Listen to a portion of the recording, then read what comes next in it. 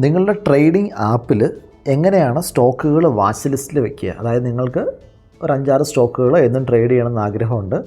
അതിനെ എങ്ങനെ ട്രാക്ക് ചെയ്യാമെന്നാണ് കാണിച്ചു തരുന്നത്. അപ്പോൾ ഇത് സിറോദയുടെ പ്ലാറ്റ്ഫോമാണ്, കൈറ്റ് പ്ലാറ്റ്ഫോമാണ്. ഇവിടെ നമുക്ക് വാച്ച് ലിസ്റ്റ് 1, 2, 3 നിങ്ങൾക്ക് മുകളിൽ കാണാം. ഞാനൊരു പുതിയ വാച്ച് ലിസ്റ്റ് എങ്ങനെ ക്രിയേറ്റ് എന്ന് കാണിച്ചു തരാം. ഇവിടെ 2018 ലിസ്റ്റാണെന്ന് എഴുതിയിട്ടുണ്ട്.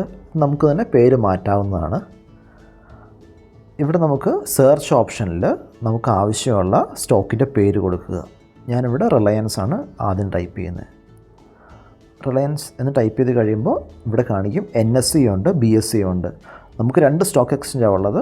ഒന്ന് നാഷണൽ സ്റ്റോക്ക് എക്സ്ചേഞ്ചും ഒന്ന് ബോംബെ സ്റ്റോക്ക് എക്സ്ചേഞ്ചും. അപ്പോൾ നിങ്ങൾ സാധാരണ നമ്മൾ NSEയിലാണ് എടുക്കുന്നത്. അപ്പോൾ ഇവിടെ പ്ലസ് ബട്ടൺ ഉണ്ടല്ലോ, ഈ പ്ലസ് ബട്ടണിൽ ഞെക്കുക. അപ്പോൾ ഈ സ്റ്റോക്ക് നമ്മുടെ വാച്ച് ലിസ്റ്റിൽ ആഡായിട്ടുണ്ട്. നിങ്ങൾ ബാക്കിലേക്ക് വന്നു കഴിഞ്ഞാൽ നമ്മുടെ 2018 ലിസ്റ്റഡ് എന്ന് പറഞ്ഞാൽ ആ വാച്ച് ലിസ്റ്റിൽ റിലയൻസ് ആഡായിട്ടുണ്ട്. ഇനി നമുക്ക് ടാറ്റ മോട്ടോഴ്സ് ആഡ് ചെയ്യണം. ടാറ്റ എന്നടിക്കുക. ടാറ്റ മോട്ടോഴ്സ് അടിച്ചു കഴിഞ്ഞാൽ 2 വരും. NSEയിലുള്ള ടാറ്റയുണ്ട്, BSEയിലുണ്ട്. നിങ്ങൾക്ക് ഏത് വേണമെങ്കിലും എടുക്കാം. നമ്മൾ സാധാരണ എടുക്കുന്നത് NSE ആണ്. വീണ്ടും ഈ പ്ലസ് ബട്ടണിൽ ഞെക്കുക. അപ്പോൾ ഒരു ഗ്രീൻ ടിക്ക് വരും. അതിനർത്ഥം ഇത് നമ്മുടെ വാച്ച് ലിസ്റ്റിൽ ആഡായിട്ടുണ്ട്.